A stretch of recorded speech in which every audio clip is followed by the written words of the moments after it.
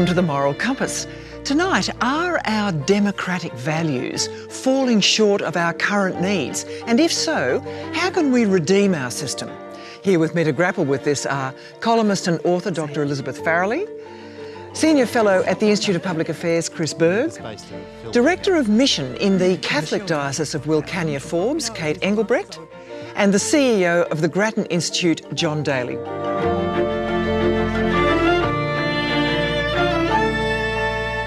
Welcome to everyone. Thank you. And I must just declare a very quick declaration. I sit on the board of the Grattan Institute. Now, I'd like to ask you all, is the democracy and the capitalism that we have known failing us, really, Elizabeth? Look, I think it looks as though on the outside it looks like democracy and capitalism should be best buddies because they're both sort of desire-based systems and we're desire-based creatures. But I think the way that we've started to do them in the last 20, 30 years has begun to fail us. It's been spectacularly skewed towards big money. So there's a huge failure of trust and there's no sense of leadership towards a future that we want. Chris, how would you see that? Is it failing us, really? Look, I don't know whether it's democracy that's failing us, but it's definitely the political class. So Elizabeth is absolutely right. There's a massive trust problem, and it's a trust problem that's built up particularly since the global financial crisis, so in the last decade or so. People are reacting against what they see as the same old and yet, I think class. you think, and we'll develop this, that people ask too much of their politicians. And... Well, absolutely. I think the idea that we would get out of politics everything we desire as a society that is always going to fail. But I think that a lot of this rests on the political class as well. They keep promising things that they cannot deliver. They say one thing to one audience and another thing to another audience. No wonder you get massive minor party votes in Australia. Kate, how do you see it? I'm seeing it actually, I think, as more that democracy and capitalism is revealing itself for what it is, which is just another system in service of human ego. Of course it's going to fail sometimes, and of course it's going to be better at some things than it is at another. But ultimately it's us. It's we all in our little ego selves that are failing each other that has its consequences in our systems. And John, from your perspective, how would you answer that? Well, I would draw a distinction between attitudes to politics and capitalism and what it's delivering. So if you look at the last 20 years, we've seen a massive increase in life expectancy, we've seen an improvement in education, we've seen a fall in crime rates, and even in terms of incomes, which of course is essentially about, well, what resources do people have? In Australia, we've seen that increase a lot over the last 15 to 20 years, and we've seen that well distributed. So even the households in the bottom 20% have seen their incomes go up by about a third over the last 15 years, and that's a big deal. I find that so disturbing because I'm working all day, every day, with people who would just pause there and weep. You mean they wouldn't believe it? That's not true. It's just not the felt experience of people I'm with all day. Well, we certainly see that that's what's in the numbers, is that those incomes have gone up. And if you look at all of the other indicia of are people at the bottom worse off or better off, as I said, their health is getting better, their education levels on average are better. We forget how far we've come. Now, I've no doubt that people in the bottom fifth of our society are doing it hard. Of course they're doing it hard. But the question is, are they doing it harder or easier than they were 20 years ago? And the answer is, it's less hard than it was. Well, that's what I think exactly. No, well, obviously people will be sitting at home thinking, my gosh, but that's what I want to tease out. And I suppose in a way how to place this in some context. Let's have a look at some of the ideas that are driving this debate that seems to be everywhere right now. Over the past 5 years, voting trends both here and overseas have seen a backlash against the political establishment. The UK's vote to withdraw from the European Union shocked the world and revealed a divided country with deep pockets of discontent. This is about getting our country back, it's about taking control of our laws, spending our own money, being a proper democracy again. People in developed countries, in particular in the West, many of them feel that globalisation is not working for them and that governments have lost control over their economic and social destinies. In the US, similar sentiments are also driving voter dissatisfaction.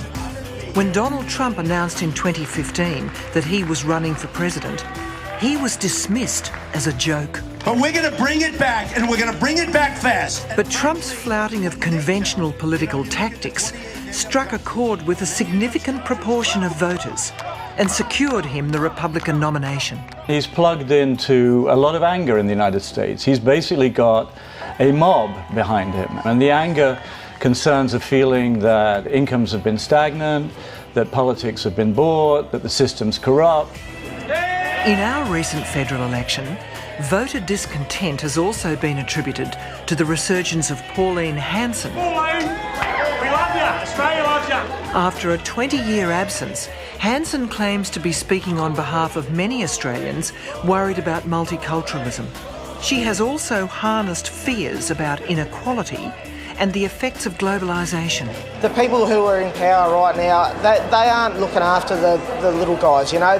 These people have not done 12-hour shifts in a factory, you know, or worked in a mine. So are capitalism and democracy failing us?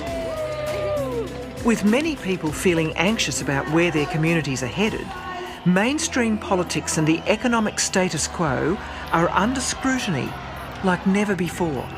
The idea that we've simply got to accept the current set of social and economic arrangements because it's difficult to see how to change it today. I don't accept for one moment. I don't think it's in fantasy land wanting a fairer society. Sir Michael Marmot on Q&A earlier this week. Chris, who do you think is feeling this most? Where is this sense of dissatisfaction most located in the community, in your view? Look, it seems to be pretty widespread. Obviously, it seems to be stronger in lower income communities. We've seen the lower middle class, particularly behind things like Donald Trump's campaign and so forth. I don't think that we should overstate some of that, however. I think it's worth listening to what the people who are angry actually say, rather than trying to attribute onto them our own beliefs about inequality or the shape of capitalism as well. And I think if you listen to what they say, they are, you know, Pauline Hanson voters are angry about multiculturalism. Well, they're angry about a range of things. They absolutely are, but I don't think that we can turn around and say, well, no, you're not actually concerned about multiculturalism, you're not actually concerned about immigration, you're really concerned about the 1% that I happen to be interested in myself. Now, I say this as a very pro-migration person, but I think we have to listen to them. What are those fundamental concerns that they explore, lest we're going to be as patronising to them as they accuse the political class of being themselves. I mean, why do you think, Elizabeth, they're feeling as they are? I mean, because it really is, there's a wide range of a sense that people are not living the lives they imagined they'd live, I think.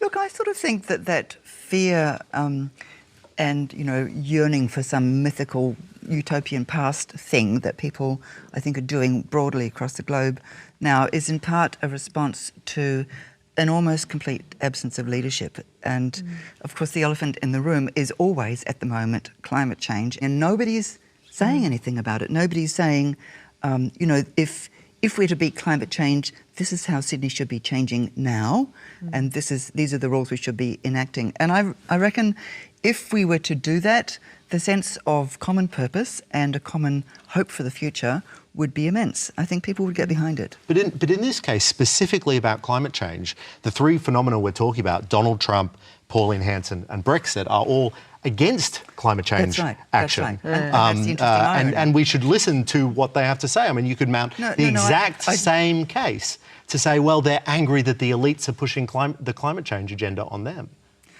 I think, on the contrary, it's a sense of fear that makes them go that way, and that's the absence, that's the sort of vacuum that's left where leadership should be. And I think that the leadership vacuum is sort of double whammied by an absence of a sense of sacred in people generally. This Exactly. language of wisdom that I don't know that was ever, you know, wonderful and rich, but it was certainly more obvious than it is now. And none of us are ever encouraged to have conversations about things that really deeply matter to us anymore. There's no What do you mean when you that. say that language of wisdom?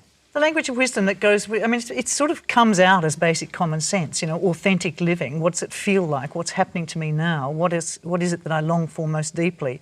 And a recognition that the great mystics have had in all our great spiritual traditions, that that it is relationship, that there is this oneness that we all share, and that great leaders come as great visionaries and great mystics. There's an absence of this conversation. It's actually, so are you saying, Kate, that it's the churches have vacated the field too? It's not just politicians, and it's certainly not just politicians, but you're saying there's a vacuum at other levels of leadership too? I think there's vacuums of an absence of leadership across the board in all institutions, and we've sort of, in a sense, been led to believe that this illusory counterfeit ego me is actually the real me, and so consequently boring conversations about numbers and hideous conversations about you're on notice, John Daly. about you know, what it is that Pauline Hanson or Trump or anybody else is on about become actually central, and you think, why am I sucked into this vortex of nothing?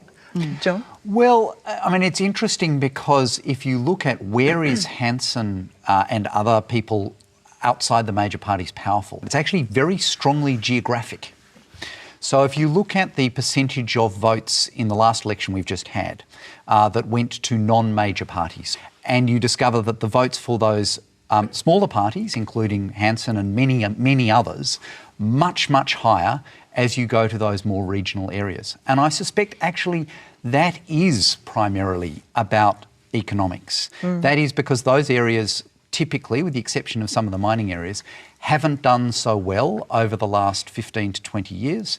They've seen relatively little population growth, relatively little opportunity growth, and instead we've seen more of the opportunities being created in the cities. I think those people are being exploited by an absence of conversation that they used to be having more often. And that, in fact, if you know, those very same people are paradoxically also some of the best and truest authentic beings we have. And they've had such experience of abandonment, such isolation from others in conversation that the Pauline Hanson dynamic is attractive, because at least she seems to be talking something that is accessible for them. But Kate, if she's saying, and if generally if it's a lament that they want to make about the changing times, I mean, I feel like that too, but I just think we've got to get on with it. Do you know what I mean? The world is changing around us. You can't just, well, can you just pander to people's distress about a changing world? Oh, well, obviously she does, and it's successful, but I think it's working because there's no leadership from anywhere else that says, we're listening and we are actually doing something about what you are experiencing, and we're not going to abandon you to, you know, the wilderness any longer. We're going to listen to your needs. And I just want to raise one other thing, Chris. The statistics also show it's angry white men, particularly tradesmen, who seem to be particularly acutely furious or something at the turn of events. Now, does that surprise you? Yeah, and I also suspect they're older white men as well. And the reason for that is because some of the certainties that were the second half of the 20th century are no longer there. So that might be more than economics, mightn't it? That might be all to do with the change of their absolutely. families. So it is changing cities, it is changing communities, it is changing social orders. Changing wives. It is social orders that weren't there. Now, I think that are no longer there, that were there in the past, that really people built identities and communities around. That weren't there. That's yes, absolutely precisely. right. Now, I'm an optimist insofar as I think we're building new communities. I think we're building new ways. Absolutely. I think we're building new ways and important ways and deep ways of relating to each other. But they are very, very different from the communities of the second half of the 20th century. And what we're seeing now is people seeing those things that they built their lives around disappearing. So let's move on to that whole notion of globalisation, technological change, the sort of bigger issues facing these very communities you're talking about. I wonder, in a way, John Daly, do we know whether those men who are being displaced, say, are they being displaced by migrants or by technological change? Because they're very different. I mean, you can have anguish about both, but one's a person, the other's a machine. And I suspect, at least in Australia, overall, the dominant effect is that people are being, their lives are being changed by technology and the social changes that technology creates. Because if you look at where are most of the migrants going in Australia, the answer is disproportionately towards our cities. And those are, again, the places where jobs are disproportionately being created. The places where we're seeing the greatest concentration of anger, and this is true of Australia, of the United States, of the United Kingdom, are ironically these regional areas which have very few migrants. Ironically, the kind of complaints in Britain about... But shattered communities. Well, they're shattered, but to Geraldine's question, they're shattered by the way that technology is changing and is pushing jobs towards cities. If you're in a world in which what we want to have, what we value is increasingly services rather than things, then those services tend to get produced in cities. It's funny though, because that's one of the things that I hear a lot in the country is the frustration in people. You know, we're producing the things that you're enjoying. Yeah. You know, yes, we need services, but you're eating tonight, and you know, Coles is pushing it down, or Woolworths, whoever is pushing it down. We're putting the produce here, and but please remember. The tragedy is a lot of them still say we're still the country rides on our back, and actually it doesn't any longer. Not in that way. And but I don't know whether they really sort of face that. You know what I mean? I think they're facing. I think in my little time in Wilcannia-Forbes, I mean, I think people are very real about what's happening in the city and how the world is changing and how rapid everything has been in the last. So do they feel overwhelmed? Do they? I think. I mean, the big word that comes to me is abandoned. It's just. We're here still doing the things that you need us to do, and we're still doing everything that has to be done. It's just that it's so much harder than it used to be, and it's so much more desolate in ways that it doesn't need to be. But those who are staying, I think, and you know, very, very many of them, are very much more able, in my experience so far, to have conversations about the things that really matter, about the spiritual things that matter in life, than any of the people that you know were just apparently able to in the city. I think this goes back to the migration question. Actually, we spend this time talking about migration within Australia and people moving from the country to the cities. They have some of the largest internal migration waves in history are going from rural China to the cities, and sometimes they travel back and forth for seasonal work. I mean, these are huge changes, and our inequality debate, such as it is just a tiny fraction of what's going on around the world. Okay. Elizabeth, I want to take up something that Kate suggested, that you're actually entitled to or invited to have a deeper conversation in country areas than you are in cities. Now, you're a specialist in cities. Can you see this? Is there a hope of change so that people don't live in atomised small groups, that their tribes that they belong to in the city are satisfying some of these deeper needs? Oh, look, I think there's hope. I would love to see it shift. I think that one of the things that we've done wrong, really, over the last probably half century is misconceive ourselves as machines. Really, we accept that in the absence of any sort of higher values, any duty or deity, money is really the only thing we can value ourselves by. It's the only common language that we have, and so everything devolves to discussions about economics.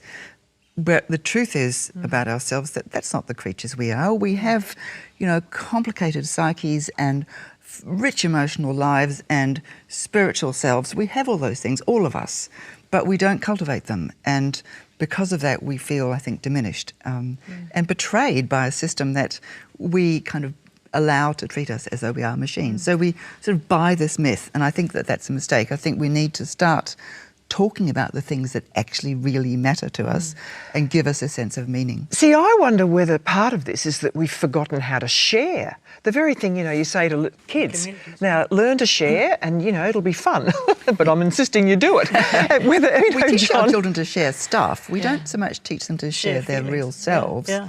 Yes, but I mean, in other words, John, isn't it so that you've got this immense collection of money sitting in a big lump, in America, the top 1%, but this is echoed and it's even happening here to some extent. if we could get that money moving around so that there was more of a sense that it was shared. But that's partly what's behind, as I understand it, Catholic social teaching. That in fact there is a common good, and we have a responsibility to look to the common good, and that we are supposed to be working, for the sacred the dignity of human being, and that these things are actually fundamental. And money's useful; it makes little shoots grow. It's the thing we use to make it happen. I think one of the issues is that we've lost the art of talking about government in moral terms. Absolutely. We keep characterising it as about economics, but I don't think that that's actually what's going on. So if you look at that big lump... They're disguising it well, aren't they? Well, just the way that we, for example, have a tax and welfare system is precisely about that kind of redistribution. Which is massively moral, in other words. Which is absolutely moral. That is the idea. Yes. The way that we have a health system that largely government funds is essentially a moral choice that says we want people, irrespective of their background, to have healthy lives. And government does that. Now, of course, we have to talk about it in money terms because someone's got to pay for it, but we do it for moral reasons. See, even our education system, in part we do that because it leads to better economic outcomes and all the rest of it, but largely we do it because we think that people live better lives when they are better educated. Why have we lost the capacity? Why have we lost the capacity to speak that way? Why is it that these moral conversations don't happen? Why is it that, in fact, people don't have an opportunity to say it would be good for us to talk about whatever it is, rather than just I think the it happens. figures I've revealed? never been in a policy debate where it hasn't become fairly rapidly clear that you're talking about different values. One person's talking about equality, one person's talking about liberty, and you're trying to trade off those values. You're discussing what is the meaning of fairness in this particular context. When John and I talk about, and often we're on the opposite sides of these debates, we will be talking fundamentally about our innermost values. I will be talking about liberty, the freedom of people to make choices, the freedom of people to follow their own preferences, and I won't even pretend to tell you what John is thinking about.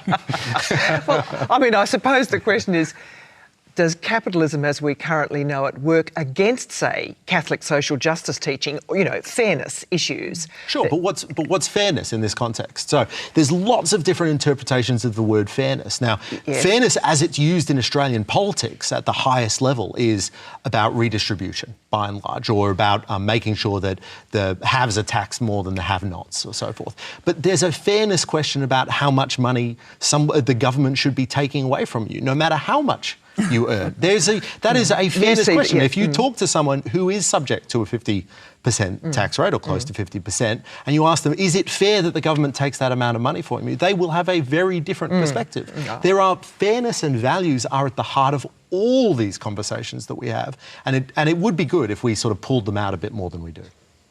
I mean, John, you obviously spend a lot of time with people in CBDs and in policy-making areas. No, well, you do.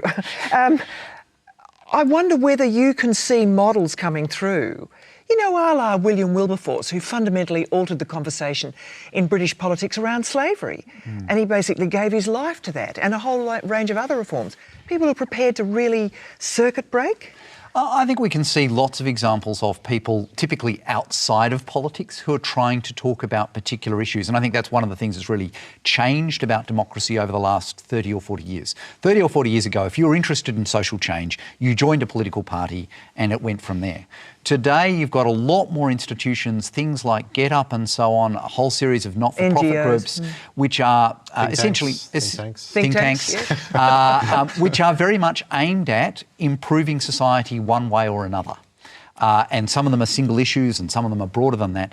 But partly because of social media, it's become much more easy to prosecute social issues through those kind of avenues. And I think, yes, you can find any number of people involved in those organisations who clearly have a burning passion to make the world a better place than it is today and have absolutely a long-range view of the world. I don't think it's that hard to find plenty of people in our society who have a pretty big part of them which is about leaving the world a better place than they found it. Now, a hard question to end, and I'm going to start with you, Elizabeth. Is there anyone you particularly admire as a model of virtue that you'd like to nominate? Look, that is difficult. I think the obvious answer is Jesus, as an example of someone who was endlessly empathetic and a real listener. I actually think there are also others, Nehru, Plato, who I admire as sources of wisdom as much as anything. And I believe that that's probably the most important quality. Chris? I like people who find meaning in their own communities, in their own families, in their own lives. I like people who have niche interests that build car clubs or build art communities or that sort of thing. That seems to me to be the creation of the world that we want. And people doing it without government helping them, or without government, sometimes when government tries to stop them from doing. I like that sort of small community type person. Small tribe building, as it were. Well, tribe is a hard word. Kate? I think Jesus was the obvious one that I think there's your model. And yeah, not a great politician, but I don't necessarily think that our politicians can't be more like that. I don't think that it's... There's no reason why they shouldn't try. I don't think we have to sell out on politics to that extent. I think it's just a way of... a role to play. It's just part of who I am. I can also be a real human being who is trying to be disciple of something really good, and maybe it's Jesus. And I don't necessarily have to be less wily and less cunning when it matters in terms of policies and all the rest of it, but I can actually be, when it's called on me to be, I can be honest and I can be truthful and I can be trustworthy and I can be someone that you would follow into the dark night with. Even though they'll have to do compromises. They'll have to if they're going to be any good. Yeah. And I'm going to tell you I'll let you down because at some level I can't not, but you will be able to trust me because I won't leave you and I will do what I say I'm going to do. John? Well, my observation, I've spoken to a large number of Australian politicians, and my observation would be the vast, vast majority of them are pretty fantastic human beings. They genuinely believe in what they're doing, and they genuinely believe in trying to make the country a better place, and who actually have a pretty good moral compass most of the time. It's just that they have to use that moral compass in a very stormy sea. I just go, wait a minute, sorry, but ask those on Nauru how the moral compass is feeling. It's wow. Yeah, but these are the sort of competing demands, and frankly, I think they have a very difficult job. Well, look, thank you all very much indeed, and we'll leave our home audience considering whom they might nominate as a model of virtue. So thank you to all: John Daly, Kate Engelbrecht, Chris Berg, and Elizabeth Farrelly. Thank you very much indeed, and I do look forward to your company next week. But for now, good night. Next time on Compass, a man who never seems to be out of trouble. Welcome to Victoria Park. That's right. For a Sydney Swans supporter. Don't faint, OK? I'll hold you up. When we stand up after a loss and we look at each other and go, well, at least tonight 120 people are sleeping in a Collingwood home, a magpie nest home rather than under a tree. And a lot of people don't know me, so they go, oh yeah, rich white idiot, football, buffhead. You have to cop that. Well, that is what people do say. Eddie Maguire and Magpie Nest. That's next time on Compass. Don't miss it.